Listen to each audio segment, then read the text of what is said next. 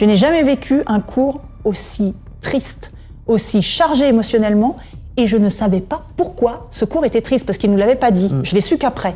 Je pense qu'il faut rappeler aux enseignants l'importance du silence. On est des artistes, quoi. Donc, et on est humain. Donc on a besoin d'aller voir ses pairs pour continuer à s'entraîner, voir des gens qui nous inspirent, voir... je pense qu'on sait se définir en aïkido, c'est ce que disait Farid. On sait très bien qui on est, on sait très bien ce qu'on veut vendre. On est mixte, on est sans compétition, on est intergénérationnel. Je pense qu'on n'a pas besoin d'aller chercher plus loin que ça. Et heureusement que cette période-là, moi je suis arrivée sur la fin, la période un peu castagne là et pas sympa, parce que vraiment ça c'était dur. Et si c'était resté comme ça, je sais pas si je serais restée vraiment accrochée à l'atmosphère. On a la chance d'avoir une pratique mixte et intergénérationnelle. Il faut surtout pas cloisonner parce qu'après on s'enferme. Ah, ça c'est une très bonne question.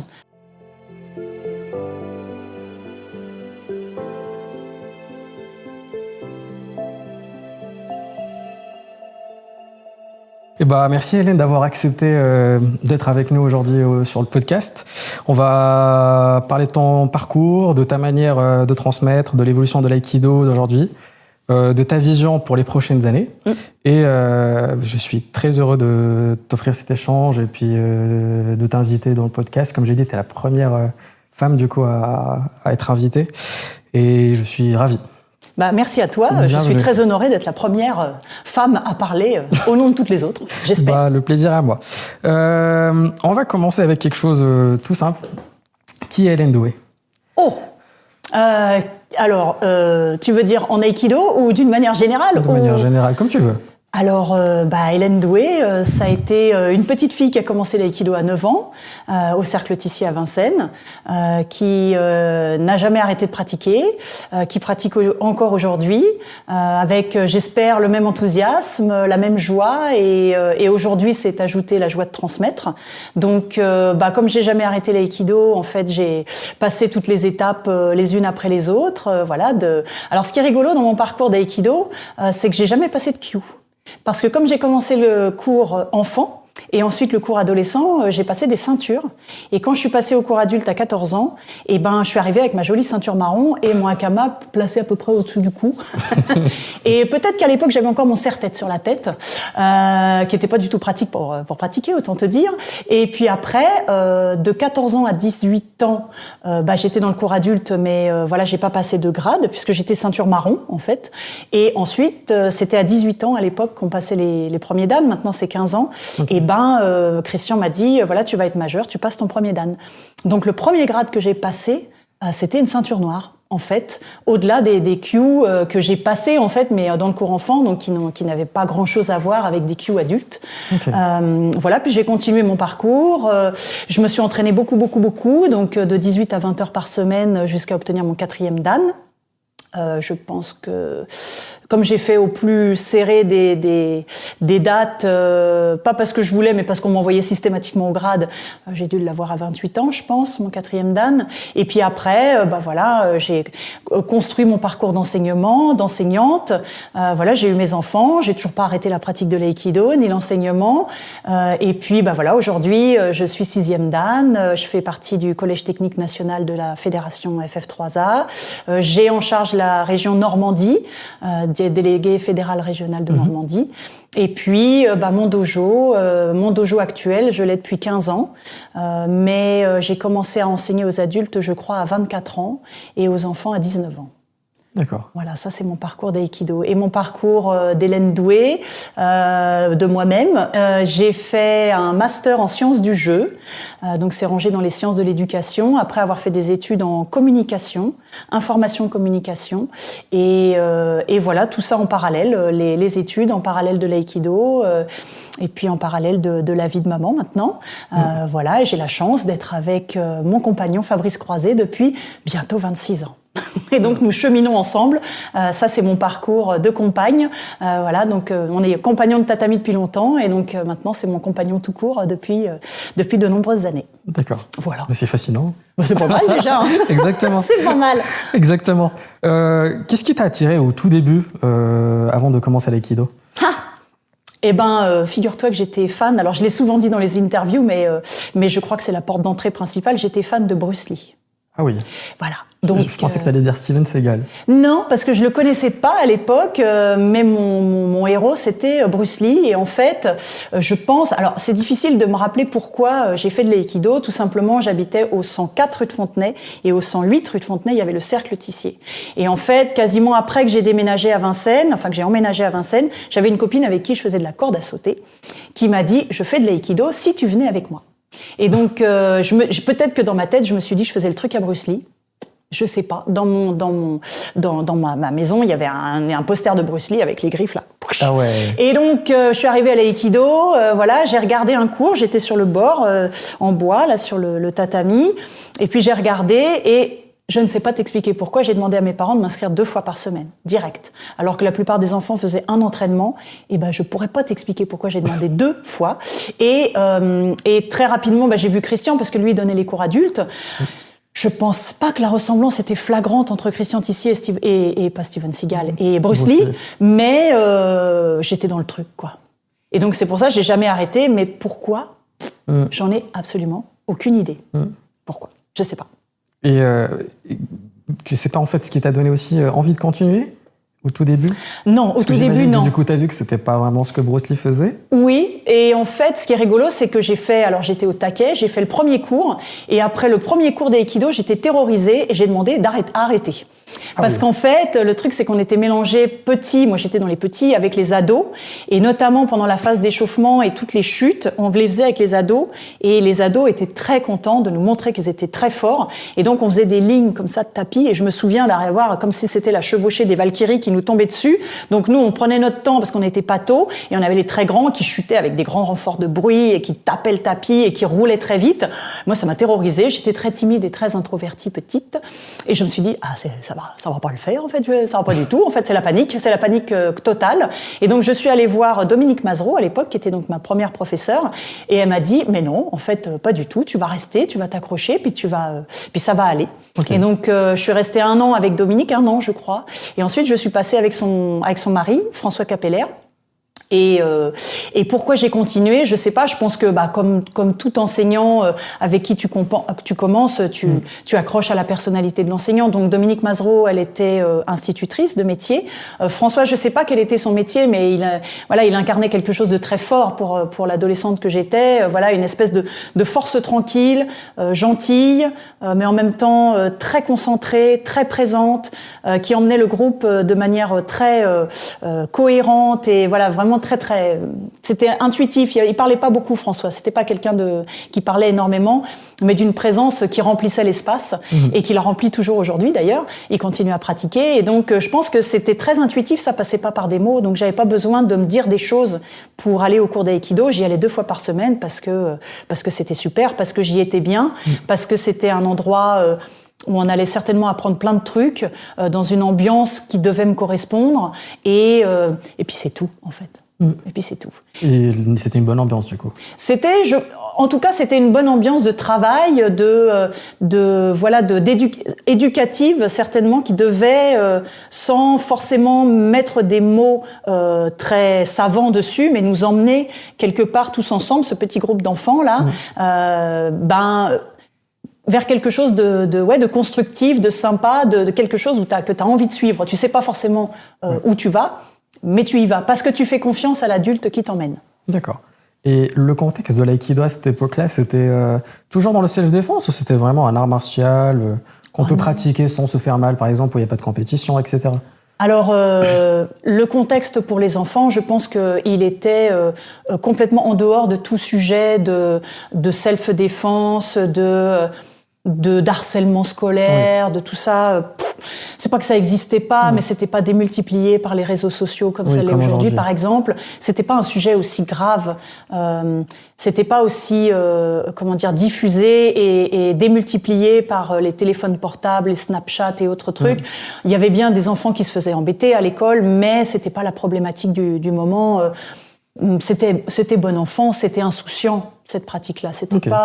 C'était pas chargé de pression comme ça pourrait l'être peut-être plus aujourd'hui, ou en tout cas, nous, quand on reçoit des enfants, on a plus effectivement cette espèce d'ambiance, d'atmosphère. Il aime pas la compétition, il se fait harceler, il veut être plus confiant en lui, il est timide, voilà, il faut lui donner du mordant dans la vie, parce que la vie, c'est la compétition. Ça, je pense que les enfants qui arrivaient, il y avait les propositions, Aïkido, karaté, judo. L'aïkido était très fort à ce moment-là. La section d'aïkido était très forte comme les autres sections. Et donc, les enfants arrivaient, avaient le choix. Certainement moins de choix qu'aujourd'hui où il y a beaucoup de disciplines, notamment au cercle. Il y a beaucoup de sortes de danse, beaucoup de sortes d'arts martiaux, beaucoup de choses très très diverses, mais pour les petites filles qui allaient à la danse, c'était la même chose, parce qu'il y avait Michel qui était une référence à ce moment-là, qui était et elle était dans la même ambiance, c'est-à-dire que c'était quelqu'un très strict, qui venait de la musique, de la danse classique. Voilà, donc il y avait quelque chose, une cohésion d'ensemble qui faisait que le dojo était très sérieux, et en même temps, il y avait plein de possibilités pour les enfants de faire plein de choses. Et l'aïkido était une proposition forte comme une autre, donc il y avait toutes les sections étaient très remplies de toute discipline. Il y avait pas. Je pense pas que les enfants arrivaient à l'aïkido parce que aujourd'hui c'est plus voilà, il a fait du judo, ça lui plaît pas, les compétitions ça lui plaît pas. Bon là, il y avait plein de disciplines et on choisait l'aïkido comme on aurait choisi autre chose parce que soit on aimait la tenue, on aimait le groupe, on avait des copains-copines qui en faisaient. Enfin voilà, les choix étaient simples en fait. C'était pas. D'accord. C'était pas. J'ai pas l'impression que c'était chargé de choses qui nous concernaient pas en tant qu'enfants, qui se seraient surajoutées comme ça peut se surajouter aujourd'hui. Ok. Et est-ce qu'il y avait des difficultés à cette époque-là pour un enfant d'intégrer un groupe ? Non. Je pense qu'il n'y avait pas de difficulté pour un enfant d'intégrer un groupe d'enfants. Par contre, comme ça peut l'être aujourd'hui, c'était difficile d'intégrer le groupe d'adultes. Parce que moi, je suis passée au cours adulte à 14 ans. Okay. On était un certain nombre à passer au cours adulte à 14 ans. Je suis la seule de ma génération qui soit restée.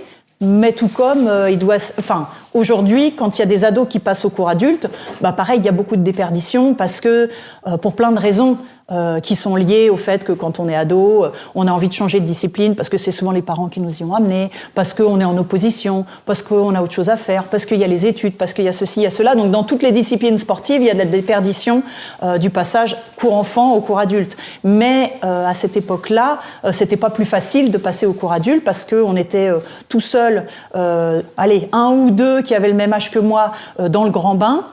Alors à l'époque, quand moi je suis passée, il y avait en plus un cours ado-adulte qui facilitait quand même, qui était tenu par Pascal Guillemin, qui facilitait la transition vers le cours adulte. Mais enfin, malgré tout, il fallait sauter le grand pas. C'était pas facile. Tout comme, je pense, les débutants qui avaient un cours débutant pour eux dans la petite salle, le moment où il fallait passer dans le grand bain, dans la grande salle, devait être difficile aussi. Bien sûr. Au niveau du rythme, au niveau de l'exigence technique. Enfin, moi, personnellement, mon vécu, c'est que je suis passée au cours adulte et je savais pas chuter en avant d'un côté.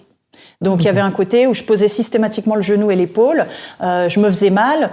Du coup, ça gênait mes partenaires. Du coup, voilà. Donc, j'avais pas toutes les armes ni techniques sur le répertoire. Mais c'était pas du tout lié à mes professeurs. Je leur rejette pas du tout la pierre. Mais c'est vrai qu'il y avait pas de transition. Tu t'accroches ou tu t'arrêtes. Donc c'est vrai que c'était pas facile, mais je pense pas que ça le soit plus aujourd'hui. Il y a toujours une difficulté de transition à l'âge adolescent pour l'âge adulte, c'est sûr. Bien sûr. Ok. Et du coup, pendant ce moment-là, donc depuis tes débuts jusqu'à le passage du coup avec le cours adulte et puis du coup ton premier dan, qui sont les maîtres qui ont influencé ta pratique à ce moment-là ? Alors, si tu veux, moi je faisais, quand je suis passée ado, j'ai rapidement fait tous les cours du cercle, quasiment. Donc j'ai vu tous les enseignants qui étaient là à l'époque. Alors, le référent, évidemment, c'était Christian Tissier. Et puis, les personnes qui étaient vraiment ceux qui étaient là pour nous transmettre les bases compréhensible, assimilable, qu'on répétait, c'était Pascal et Bruno, qui faisaient les cours aussi. Et puis, le lundi, on avait Philippe Orban, qui maintenant est en Allemagne. On avait Daniel Bourguignon le vendredi.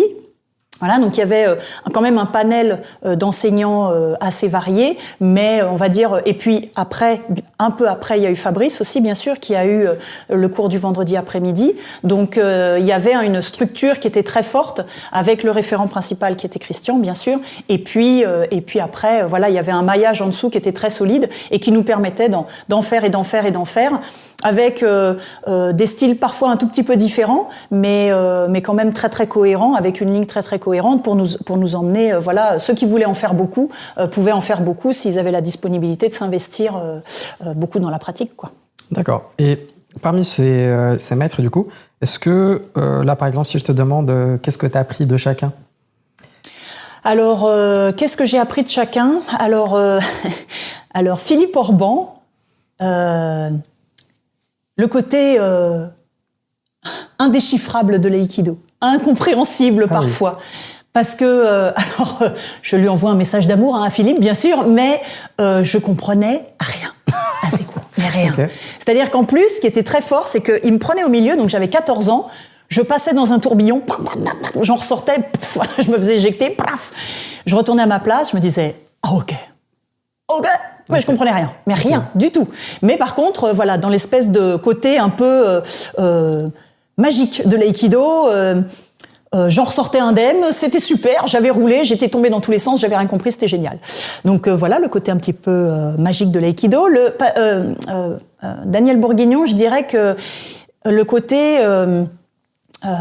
comment dire, c'est lui qui m'a vraiment poussé le mieux à passer mon premier dan. Parce qu'à partir du moment où il a su que j'allais passer l'examen, il m'a vraiment pris en main. Il a servi de hookah aussi. Il m'a fait faire des passages blancs. Donc il m'a vraiment pris en main. Il m'a vraiment manipulé. Il m'a vraiment brassé dans le sens de me préparer. Donc il m'a attrapé par la peau du cou et il m'a dit ok, je te prends en main. Donc sur le côté un peu coaching et un peu vraiment me façonner, pas t'amodeler. C'est pas que les autres le faisaient pas, mais lui voilà, c'est beaucoup à lui que je dois la structuration et le fait qu'il m'ait fait confiance parce que bon, j'avais 17 ans, donc tu te dis waouh, c'est un adulte quand même, voilà, il prend du temps pour moi. Le côté facilitant de l'assimilation du travail de Christian, c'est Pascal et Bruno, parce que voilà, c'était très systématique. Bruno, Souari, Amiandachi, Tachiwaza, Souari, Amiandachi, Tachiwaza. On a bouffé beaucoup de systématisation, donc peut-être l'aisance que j'ai aujourd'hui à travailler à genoux, c'est grâce à Bruno. Le côté très systématique. Et Pascal aussi, parce que voilà, Pascal, je l'ai beaucoup suivi en plus en stage. Voilà, je me suis beaucoup impliquée auprès de lui. Et donc un côté presque fusionnel quelque part, à tel point que des fois il y a des gens en stage qui me disaient vous êtes bien la sœur de Pascal Guillemin. Donc je n'ai jamais démenti. J'ai toujours laissé planer le doute. Donc je pense que voilà, je pense que j'ai surtout pris les tics évidemment, ouais. et les défauts de pratique. Hein. J'aimerais avoir acquis ces qualités, mais évidemment c'est le mimétisme, c'est les choses comme ça que j'ai attrapé chez lui. Mais j'en ai voilà, il y a une espèce de voilà quelque chose d'un peu plus fusionnel. Et puis évidemment Christian, voilà le côté voilà de nous amener le plus haut possible. Voilà le comment dire à la fois l'incarnation, la passion, la rigueur, enfin voilà, il y a beaucoup de choses, la sincérité dans l'intransigeance, le côté très sérieux de la pratique et très engagé. Donc voilà, beaucoup des valeurs un peu hautes. Et puis bien sûr tous les cours que j'ai suivis avec Fabrice, parce que Fabrice c'est mon senpai, hein, même si on chemine et qu'aujourd'hui on a le même grade. Voilà, il est clairement devant moi sur la voie. Voilà, donc lui, voilà, c'est sa capacité. Alors lui, c'est intéressant parce que sous tous ses cours, il va faire les bases, il va faire des choses très structurées aussi, voilà, très dans la ligne de Christian, et quelque chose complètement inattendu, complètement qui vient de lui, complètement qu'il s'est approprié et qui devient sien de ce qu'il a vu en stage, de ce qu'il a vu avec Christian, de ce qu'il a vu avec d'autres profs. Et donc sa capacité à me surprendre toujours dans un cours, je me dis oh mais d'où il sort ça lui? Mais c'est incroyable ce truc-là. Mais j'y ai jamais pensé moi. Donc voilà quelque chose où c'est voilà le côté inattendu de la pratique. D'accord. Voilà, sur les profs que j'ai suivis principalement aussi. Ok. Alors moi, c'est une question que j'ai pas préparée, mais en fait, elle me tombe dessus comme ça. Ça fait quoi en fait d'être élève de Christian Tissier pendant ces cours? Parce que on a beaucoup en fait qui rêvent de pratiquer avec Christian, mais d'être son élève du coup au cercle? C'est dur à dire parce qu'en fait, quand on est tombé comme moi dans la marmite quand on est petit, en fait, ça fait partie de la logique des choses et du côté normal. Donc, c'est en voyant les autres personnes venir de l'extérieur et de voir l'effort fourni par les autres gens qui viennent et qui ne le voient pas tous les jours que tu te dis « Ah ouais, parce que tu sais que tu as un prof qui est super, tu sais que tu es tombé dans une bonne école, mais de voir, parce qu'à l'époque, il y avait des gens qui venaient de l'étranger, qui vivaient au cercle, qui habitaient au cercle, qui dormaient sur le tatami, qui aidaient au ménage, qui pour se dédier à la pratique, des gens de Pologne, mais pas que. Et tu te dis ah ouais, les gars, ils viennent quand même de loin. Ils sont là pendant des mois. Ou les gens comme Bodo, comme Anita à l'époque, qui venaient toutes les semaines d'Allemagne, tous les mardis, mercredis, pour suivre toutes les semaines l'entraînement. Donc ils faisaient les voyages systématiquement. Et c'est plutôt, en prenant un peu de recul, en te disant, mais en fait, ou d'aller à des stages de Christian et de voir des centaines de personnes sur le tatami, ou nos amis qui habitent en Argentine, au Chili, et de se dire, bon sang, ils font le voyage, ils se saignent financièrement pour venir le voir. Tu te dis, ah ouais, mais c'est pas tout de suite, parce que t'es dans le bain, tu te fais brasser par des 3, 4, 5e dan, tu nages comme ça. Et puis quand tu commences à sortir la tête de l'eau un petit peu, tu fais, ah ouais, quand même, on est une bonne équipe, hein. Oh, on a un bon prof, dis donc. Oh, oui. Mais c'est plus a posteriori, parce que quand t'es dedans, c'est juste, t'as l'impression d'être dans quelque chose de très dense, de très engagé, mais tu te rends pas trop compte. Ouais, de la chance, du coup. Non, tu te rends pas compte. Par contre, c'est vrai que quand les hookés sont pris au milieu, tu te rends bien compte que c'est toujours les mêmes qui sont pris au milieu. Donc, et que, effectivement, c'est ceux-là qui va pousser le plus. Donc, quand tu commences à être celui qui va être pris régulièrement au milieu, tu mesures encore plus ta chance d'être pris au milieu et de te faire taper, de faire brasser. Oui, bien sûr. Mais c'est vrai que peut-être d'autant plus parce que mes référents ont été quand même majoritairement des messieurs. Voilà. Pascal, Bruno, Fabrice, ils ont 7-8 ans de différence avec moi. Donc, il y a quand même une projection assez facile à faire de se dire la marche, ils sont beaucoup plus hauts que moi, mais je peux essayer de raccrocher les wagons comme ça, et après il y avait effectivement un peu moins de figures féminines qui soient à ma limite, c'est-à-dire qu'il y avait Yoko, il y avait Micheline, il y avait Sylvia, il y avait des femmes comme ça qui étaient déjà haut gradées, donc tu dis ça c'est la marche tout en haut, mais il y avait moins de référentes, mais c'est vrai que par exemple il y avait une femme que j'aime beaucoup, qui s'appelle Yolande Sanchez, qui fait plus d'aïkido aujourd'hui, mais qui pour moi c'était mon héroïne. C'était clairement mon héroïne, et que je me disais si un jour je peux faire comme Yolande, j'aurais déjà atteint mon maximum, parce que c'était vraiment quelqu'un sur qui je pouvais me projeter dans ses qualités physiques, humaines, son engagement dans la pratique. À un moment, elle avait voulu devenir professionnelle d'aïkido, mais finalement elle a pas opté pour cette voie-là. Mais c'est des gens dans lesquels je pouvais me projeter. Donc c'est difficile d'imaginer qu'est-ce que représente Christian Tissier, mais marche par marche, que représentent les senpai qui construisent le dojo, et tu dis celui-là il est encore plus haut. Ah mais Christian il est encore plus haut. Tu dis effectivement j'en ai de la chance. Et surtout qu'en fait là en plus les personnes que tu me cites, c'était l'équipe de Bercy, c'est l'équipe de rêve. Tout à fait, oui. Ça t'a jamais été ton objectif ou ton rêve du coup de faire Bercy aussi avec Christian? Non, parce que quand cette équipe-là allait à Bercy, notamment quand Fabrice y allait, moi je m'installais devant Paris Première. Ouais. Et moi j'étais au cinéma, j'étais ma séance cinéma. Donc ça m'a pas. J'ai eu la chance de faire un petit Bercy, plus confidentiel, quand il y a eu le tsunami au Japon. Okay. En fait, on a fait un Bercy solidaire où il y avait un peu les mêmes équipes que ceux qui faisaient Bercy, mais tous les fonds qui étaient collectés étaient reversés au Japon. D'accord. Donc j'ai eu la chance de faire un mini Bercy avec Christian et où il y avait du monde quand même dans les gradins. Malheureusement, ça n'a pas été filmé, donc il n'y a pas eu de souvenirs vidéo, mais pour moi c'était largement suffisant. Oh bah oui, c'était largement suffisant. Oui. C'est trop bien. Et du coup, pendant cette période du coup qu'on a mentionné pour l'instant, s'il y avait une scène, un souvenir ou une rencontre qui a changé ta pratique, ce serait lequel? Ce qui me vient, c'est la pratique des armes, parce que en fait, tous les matins, Christian faisait un cours d'armes de 11h à midi. Alors déjà, l'aïkido, c'était sérieux, mais alors quand on espérait aller au cours, quand on voulait aller au cours d'armes, c'était encore plus sérieux, parce que c'était un peu les gens les plus pointus, les plus engagés, les plus sérieux qui allaient au cours d'armes, pas que, mais dans mon esprit. Donc il y avait vraiment beaucoup de gradés. Et fallait passer une marche parce que le travail des armes, c'était encore plus exigeant, c'était encore plus dur. Christian, des fois, il se mettait en colère. Voilà, donc parce qu'on n'était pas assez réactif, pas assez, parce que je pense qu'il plaçait une haute exigence dans le travail des armes et on n'allait pas assez vite, quoi. Donc, par rapport à ce qu'il avait à transmettre, je pense qu'on n'était pas assez... on perforait pas assez le fluor, quoi. Donc voilà. Et puis il fallait beaucoup de travail à la maison, donc il nous disait souvent voilà les coupes. Donc on a fait tous beaucoup de coupes devant les glaces, enfin bon bref. Et donc je suis arrivée à 18 ans en me disant ouais c'est bon j'y vais alors. Et là grosse solitude parce que c'était pas facile. Alors Bruno nous faisait une demi-heure d'armes tous les mercredis soirs. Pour nous, et essentiellement, on faisait des coupes. À l'époque, il y avait un miroir à Vincennes, donc déjà, on voyait à quel point on était nuls, parce que les coupes, c'était déjà pas top. Mais bon, une fois qu'on avait passé ce gros moment avec notre ego, on se disait peut-être on peut aller au cours d'armes.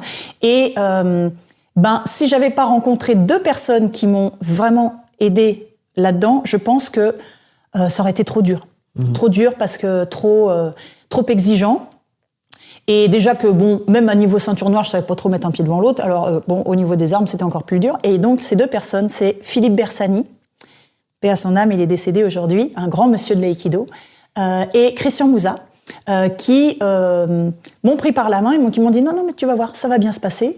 Hop, et physiquement, ils m'ont mis devant eux, ils m'ont dit « Voilà, on va commencer par ça, on va commencer par les postures, on va commencer, voilà, et ils m'ont donné le b.a.-ba que Christian donnait pas forcément parce que c'était déjà une machine qui roulait, donc même s'il reprenait les bases, moi j'avais besoin des ultra bases, j'avais besoin des premières briques du Lego qui me manquaient, et ces 2 personnes-là, donc Christian Mouza, il a été longtemps directeur technique de la Corse, voilà, et puis donc c'est un élève qui a longtemps suivi Christian Tissier, mais qui a longtemps suivi Saotome Sensei aussi, enfin voilà, qui a vraiment dans son bagage, c'est un très très grand pratiquant d'aïkido, et Philippe Bersani, donc qui était un très grand ami de Christian, qui a vraiment suivi Christian très très très longtemps. C'était lui qui faisait les cours d'armes à 6h du matin, 6h30 du matin au cercle, toutes les semaines. Donc, en termes de discipline et d'abnégation, il était là. Moi, j'ai résisté 1 mois. J'ai fait 1 mois, je me suis dit, ouais, je vais faire les cours aussi d'armes de 6h du matin. Ou 6h30, je sais plus. Et donc, j'avais pris la grande idée de dormir au dojo. Pour être sûre d'être réveillée à 6h30 du matin. Et pourtant, j'habitais à 2 numéros, mais je m'étais dit, non, si je veux me lever, voilà. Et en fait, j'ai dormi pendant 1 mois au dojo, et le dernier cours, je me suis réveillée quand Philippe Bersani a crié le kiai de fin du cours. Et là, je me suis dit, c'est pas pour moi. Je vais pas le faire, en fait. C'est pas bien. Ah oui. Donc, du coup, voilà, ce sont ces 2 personnes-là, Christian Mouza et Philippe Bersani, qui m'ont, si c'est une rencontre, effectivement, alors je les voyais au cours d'aïkido, mais eux, ils m'ont permis de continuer les armes et de pas abandonner. Bon, parfait. Maintenant, on va passer à la partie d'enseignement, du coup, et la pédagogie, que tu nous parles un petit peu de ton style et puis ton approche du coup d'aïkido. La première question, c'est comment tu as construit ta pédagogie au fil des années? Ça, c'est une très bonne question. Alors, je te remercie de l'avoir posée. Avec mon plaisir. Alors, comment j'ai construit ma pédagogie? En fait, je pense qu'au départ, je l'ai construite par rapport aux cours enfants, puisque c'est ce que j'ai commencé à donner. Donc, j'ai commencé à donner les cours enfants à 19 ans. Et puis, quand j'ai eu passé mon brevet d'État, après, j'ai donné pendant 10 ans les cours enfants au Cercle Tissier. Avec Fabrice. Fabrice s'occupait des adolescents et moi, je m'occupais des plus petits. Donc, et parallèlement à ça, ça s'est construit, je pense, en regard avec mon master, puisque j'ai fait un master en sciences du jeu, que le domaine du jeu, du jouet, du ludique, c'est ce qui me fait réfléchir le plus. Donc, du coup, je pense que là-dessus, j'ai commencé par ça. Et puis après, j'ai donné quelques remplacements de cours au Cercle Tissier, bien sûr. J'ai eu la chance que Pascal, Bruno, Fabrice, quand ils étaient pas là, me demandent de faire cours. Mais les vraies personnes qui m'ont appris à donner des cours adultes, c'est le club de Neuilly-sur-Marne, où Fabrice avait commencé à donner cours et puis après on a alterné, enfin on avait un jour chacun. Et je dis souvent que ce sont les élèves du club de Neuilly-sur-Marne qui m'ont appris concrètement, parce qu'on peut avoir des idées de cours dans sa tête, on peut avoir des manières d'enseigner d'un point de vue parole, didactique, tout ça, qu'en fait on a fait par mimétisme avec les enseignants qui nous ont instruits. Et puis, je suis arrivée au club de Neuilly-sur-Marne. Ce club était au milieu d'une cité, voilà. Donc, avec des gens qui faisaient des métiers difficiles, des tourneurs-fraiseurs, des menuisiers, des gens qui tiraient les câbles pour EDF, voilà. Et donc, moi, je suis arrivée au premier cours. Et puis, j'ai dit à Dominique, un des élèves, je lui ai dit, vas-y, serre fort, Katate Dori. J'ai vu ma main qui commençait à gonfler et devenir violette. Et impossible de sortir de la saisie. Mais parce que c'est bêtement des choses que j'avais entendues, vas-y, serre fort, et puis je peux sortir de la saisie. Sauf que moi, je suis jamais sortie. J'ai dit à Dominique, relâche là, parce qu'en fait, on va couper là, ça va être gangréné, on va couper. Et donc, en fait, ma pédagogie adulte, elle s'est construite. J'avais bien des bases d'enseignement, mais le brevet d'État, je l'ai passé en candidat libre à l'époque. Donc, voilà, j'ai jamais suivi une école j'ai suivi l'école du fait de te faire brasser par des enseignants de haut niveau qui ont eux-mêmes une très bonne pédagogie. Mais c'est pareil, c'est comme je te disais, quand j'étais enfant, c'était plus intuitif que cérébral. Donc, j'ai fait le travail un peu à l'inverse. Et donc, ça veut pas dire que tu dois pas construire des plans de cours et tout ça quand tu passes un brevet d'État. Mais sur le terrain, ça se construit avec les élèves, en fait. Donc, pendant quelques années, ils m'ont beaucoup aidé à structurer mes cours, pas parce qu'ils m'ont dit fais comme ci, comme ça, mais parce que, voyant le groupe réagir, voyant leur niveau, voyant, petit à petit, en discussion avec Fabrice, bien sûr, puisqu'on menait le cours à tous les deux, on a co-construit notre pédagogie.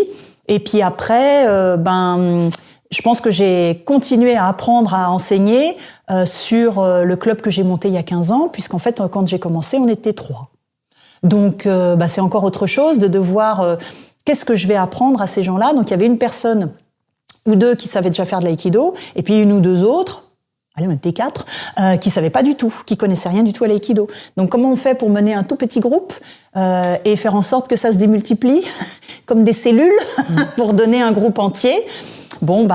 Après, c'est le fruit de l'expérience, c'est le fait aussi qu'on te confie des stages, que tu aies des groupes de plus en plus gros, des groupes de plus en plus hétérogènes, Donc en fait, je suis en permanence en train de continuer à construire ma pédagogie, puisque aujourd'hui, peut-être mon discours, ça va être d'essayer d'avoir un aïkido de plus en plus universel, donc peut-être qui parle, parce que comme je commence à donner des stages à l'étranger, qui parle à tous les styles d'aïkido, ou au moins où on trouve un point commun pour que tous les styles d'aïkido se retrouvent à ce moment-là et on est tous d'accord de bosser ça, même si on vient d'écoles très différentes.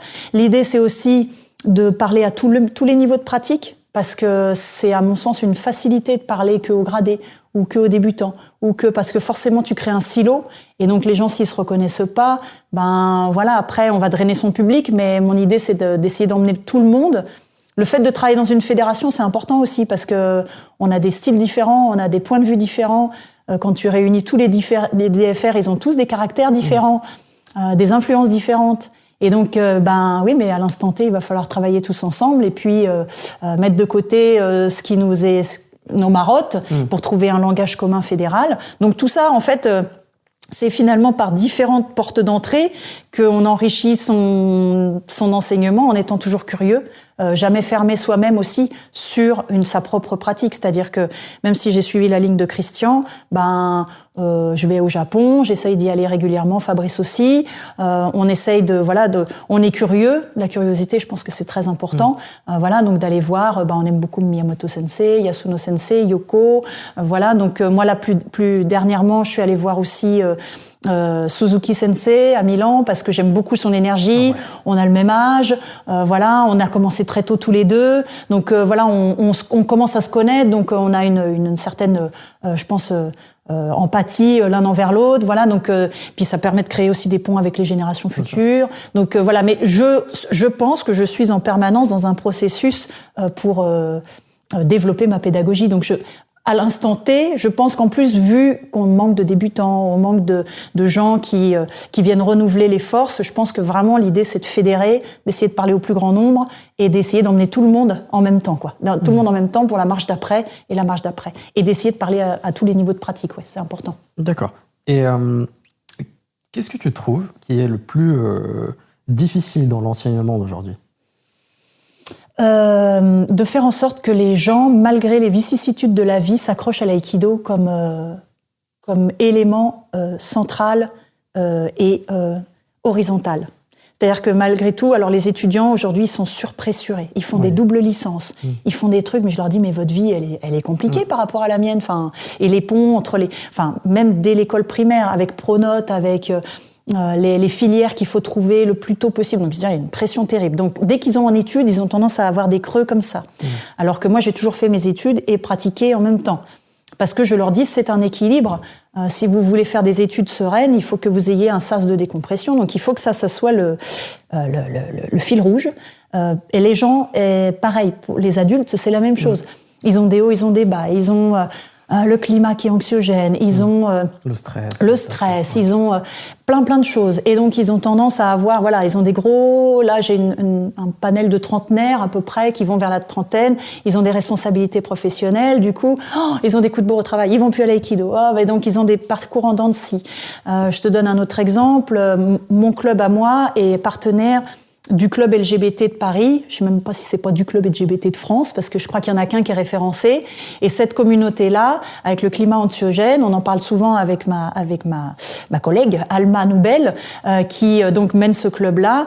C'est pareil. Voilà, il y a du recul sur les droits LGBT. Hop, il y a un décrochage. Les gens sont angoissés, ils restent chez eux. Donc le plus gros défi, c'est de faire en sorte de faire comprendre aux pratiquants déjà qui sont là que s'ils peuvent, ils continuent la pratique, même s'il y a des hauts et des bas dans la vie, même s'il y a des périodes difficiles, que ça soit leur point d'attache et leur soupape et de ce qu'ils veulent. Ils le définissent comme ils veulent, mais que ça soit leur fil conducteur dans la vie. D'accord. Ouais. Alors, tu l'as mentionné, Hélène, tu es du coup DFR, c'est ça?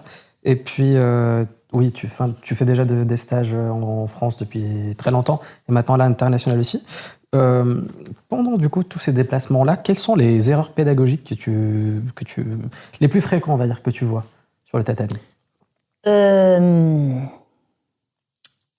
Alors, tu veux dire d'une manière générale des enseignants? C'est ça, exactement, oui.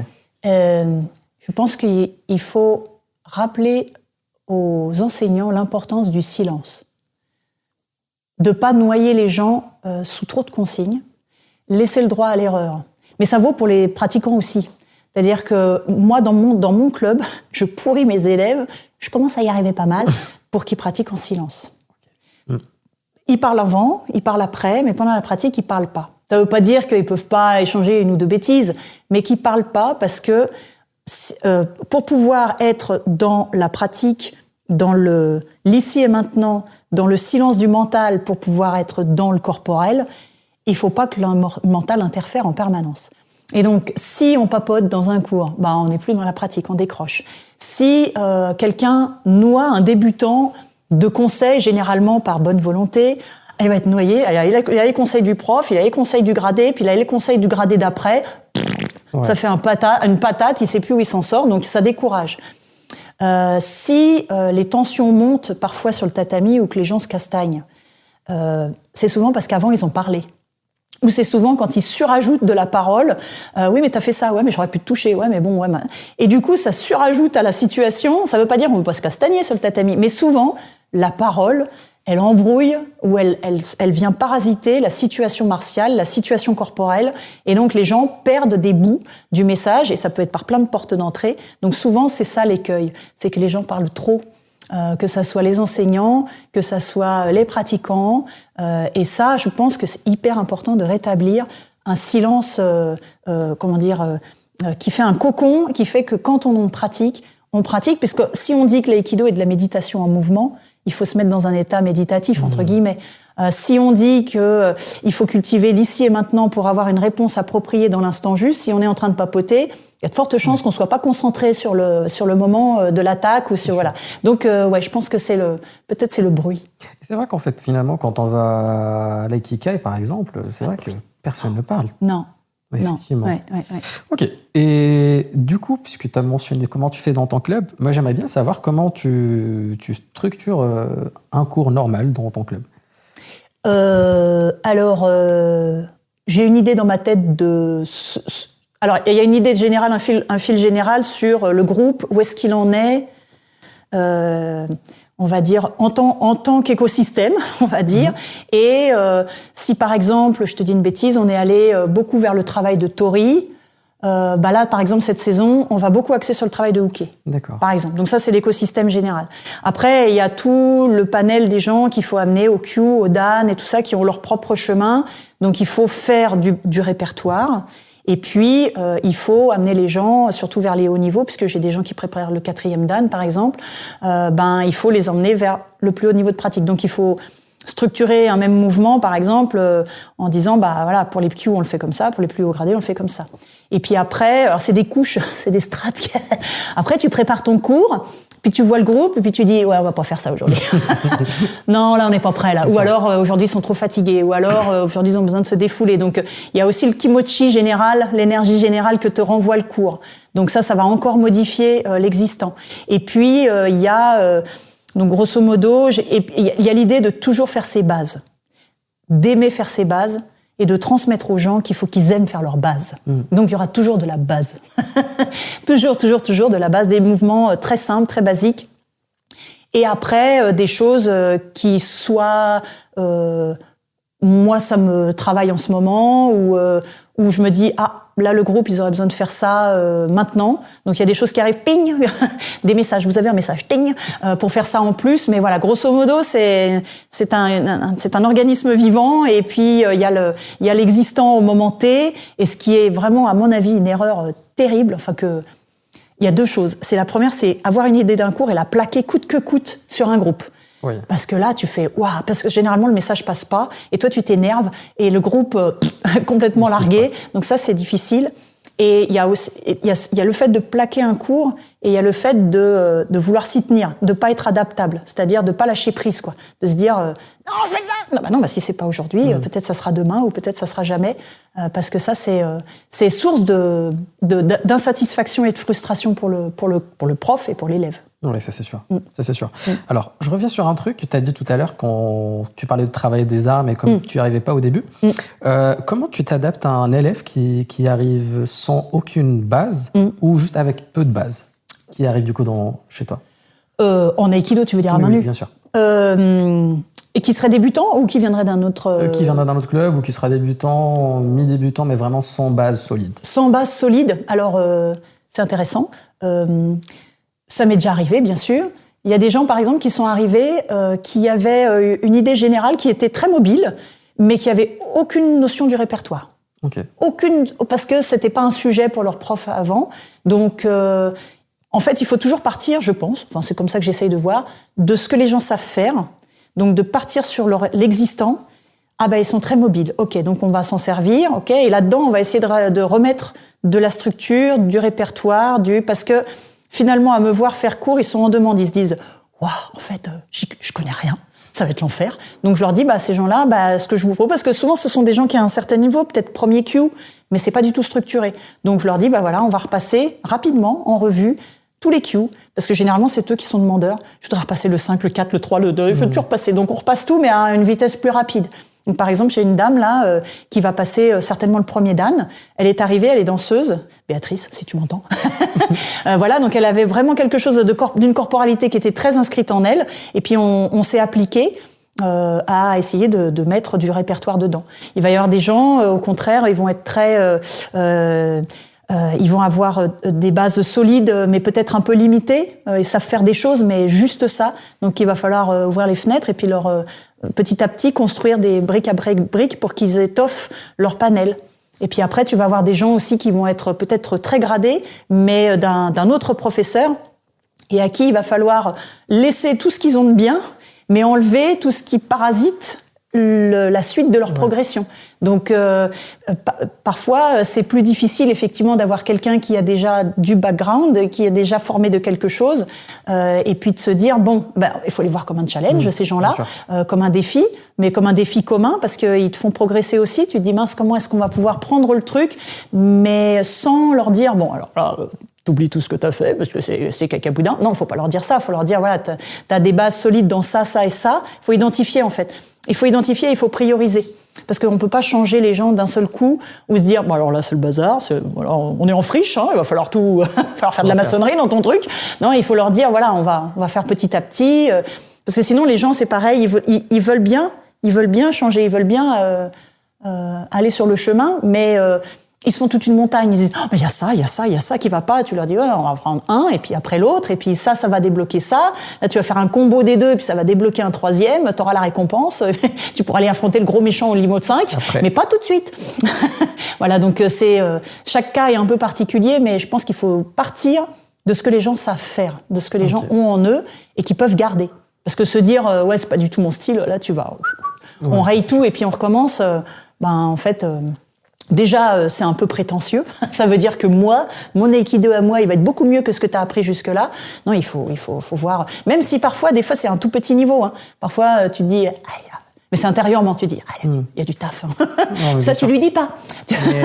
Tu lui dis autrement. Ouais. Bien sûr. Et à l'inverse, du coup, quels sont les défis pour continuer à nourrir les pratiquants anciens ou confirmés, du coup, qui sont dans le club? Eh ben, à mon avis, il faut continuer à s'entraîner. Ok. Ouais. Je pense qu'un bon enseignant, enfin tous les bons enseignants que je connais, ils continuent à s'entraîner. Alors ça ne veut pas dire ça dépend de l'âge, ça dépend du grade, hein, mais qui continuent à être curieux, à être ouverts sur d'autres pratiques, qui continuent à être sur les tatamis. Parce qu'il n'y a rien de pire qu'un enseignant qui s'encroute, parce qu'au fur et à mesure, il faut se nourrir, quoi. C'est comme un musicien qui serait que son répertoire, dans sa chambre. Ça serait un danseur qui s'entraînerait plus ou qui irait plus. On est des artistes, quoi. Donc et on est humain. Donc on a besoin d'aller voir ses pairs pour continuer à s'entraîner, voir des gens qui nous inspirent, et donc à mon avis ou faire une autre discipline si on veut pour continuer à enrichir son horizon plus large. Mais à mon avis, ce qui est important, c'est de continuer à s'entraîner et à être curieux, parce que il y a que ça. Parce qu'on se le dit souvent avec Fabrice, on rentre, on fait « Oh, il a fait ça, je vais le faire en cours, vas-y !» Alors que c'est vrai que sinon, ça tourne un peu en rond.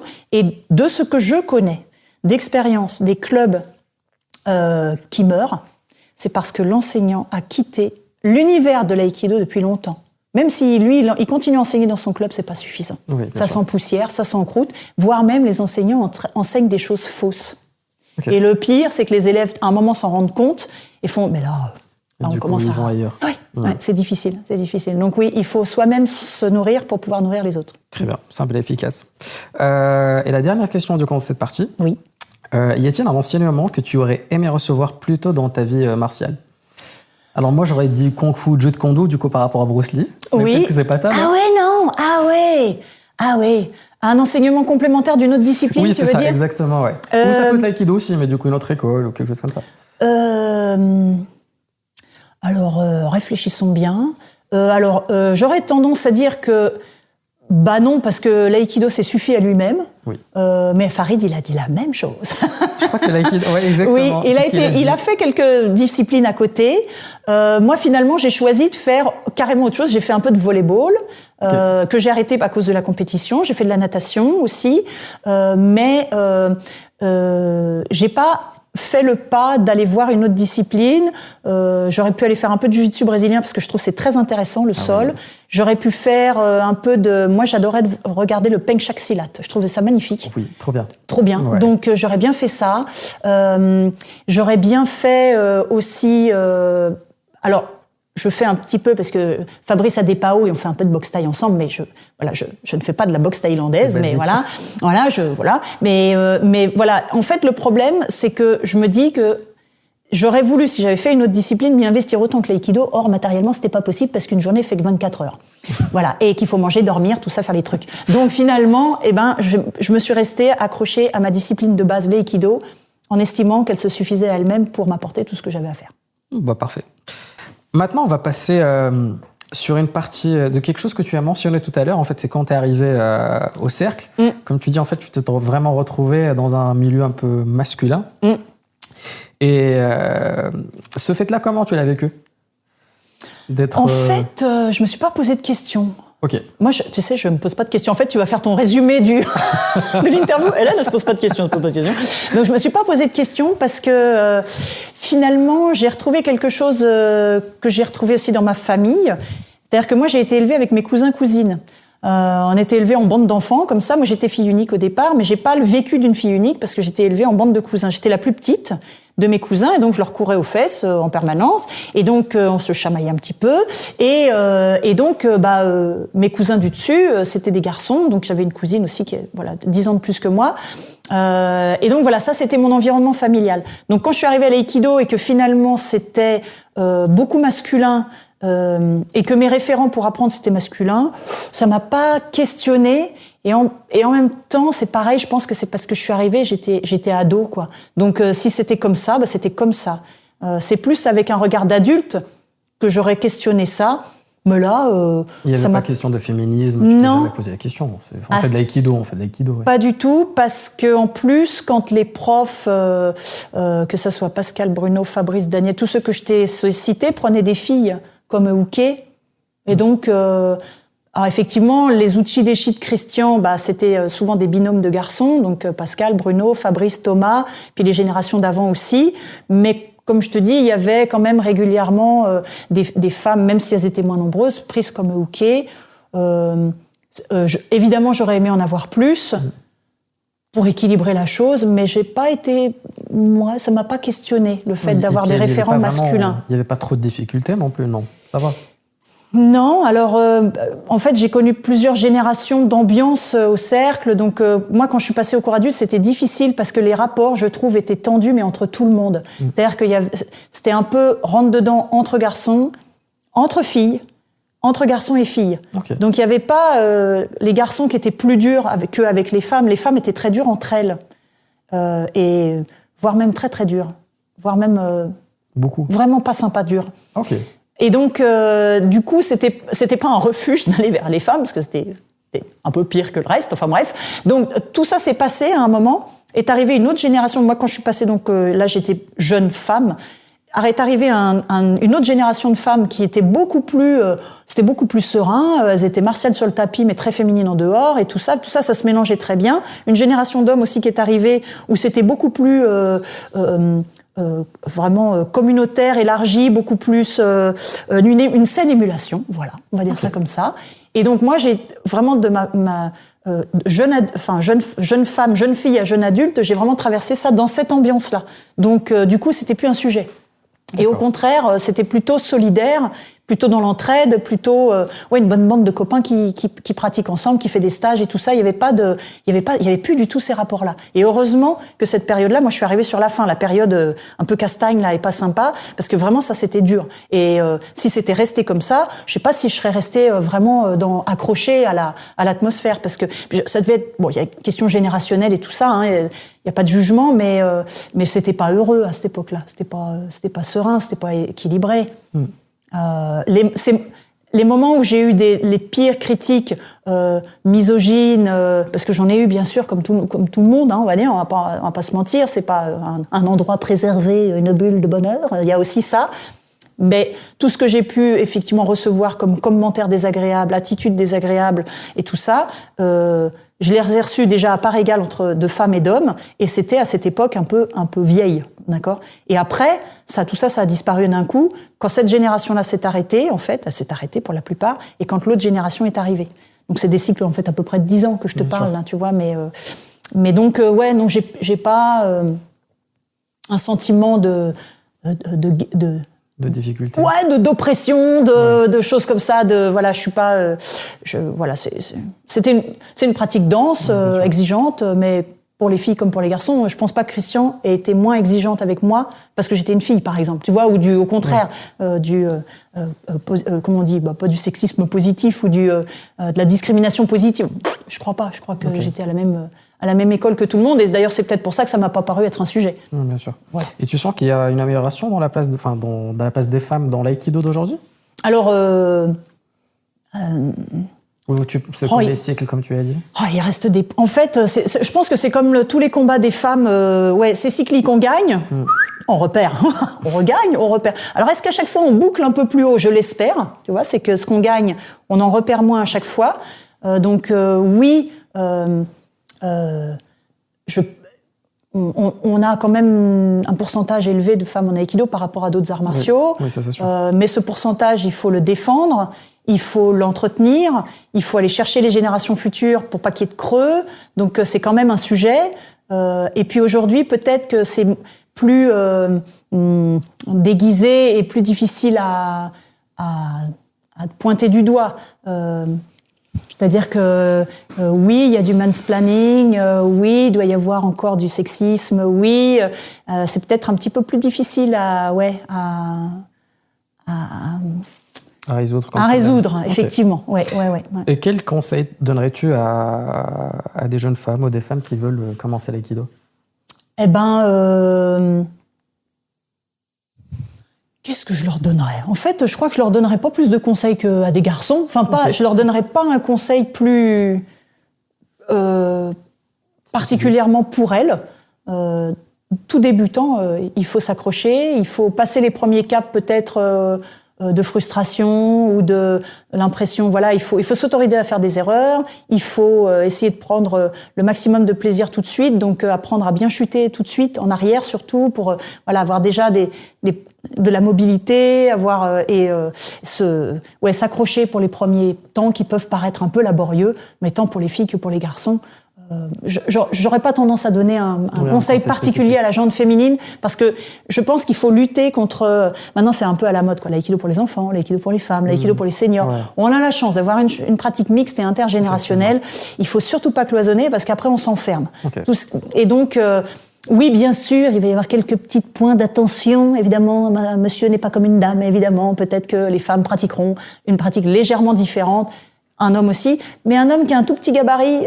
Enfin, je veux dire, j'ai des hommes dans mon club, ils sont minuscules, ils ont des tout petits gabarits. C'est des crevettes, donc je leur donne les mêmes conseils de s'accrocher que je le ferais pour une jeune fille.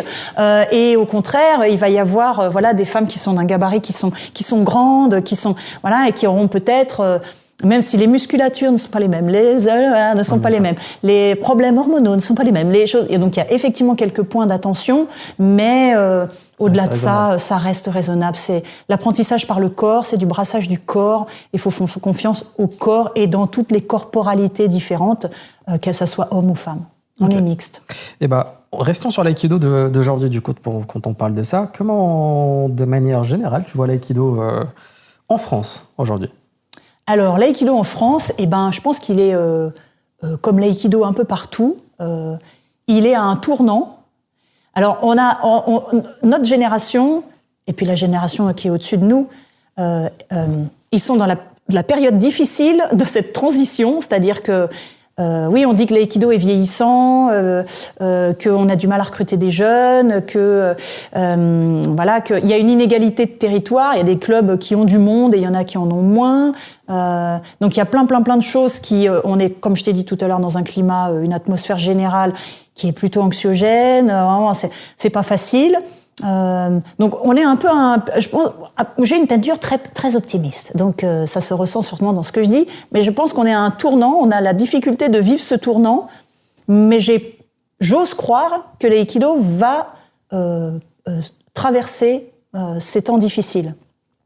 Alors pour ça, ma nature optimiste est doublée du fait que, alors c'est peut-être pas optimiste ce que je vais te dire, mais ça fait une quinzaine d'années que je pratique le Hatha Yoga, et dans le yoga, les penseurs du yoga disent que nous traversons une période difficile.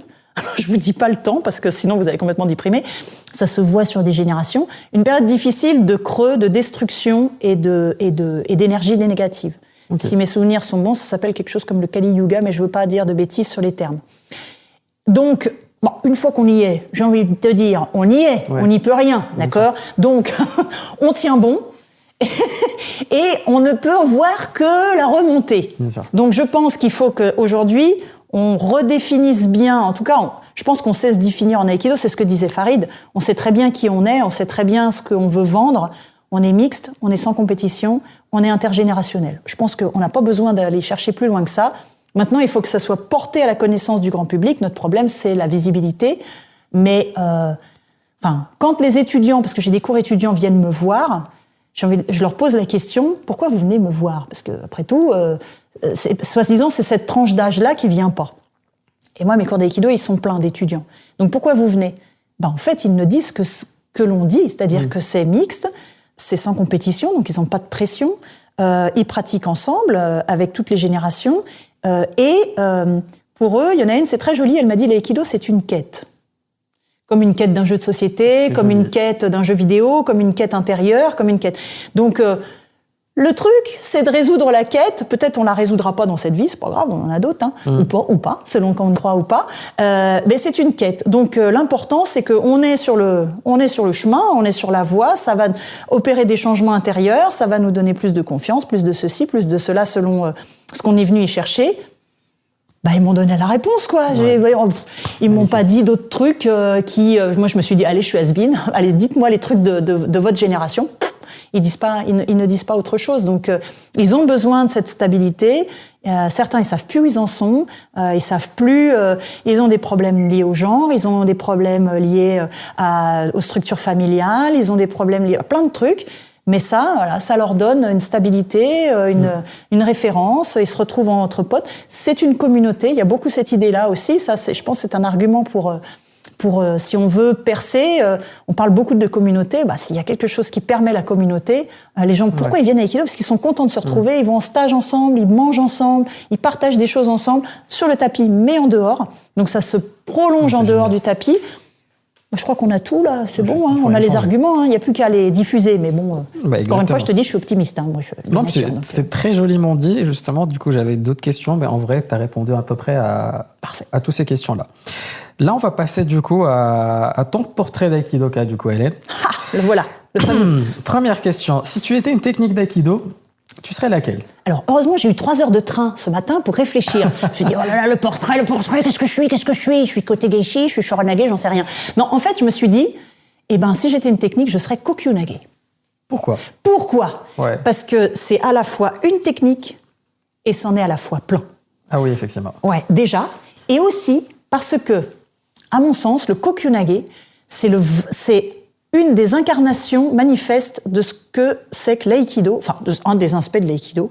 C'est-à-dire que quand tu es placé au bon moment, au bon endroit, et que tu fais un Kokyunage, tu sais, dans ces Kokyunage qui paraissent logiques dans l'attaque, admettons, un Yoko Menuchi, tu te places, waouh!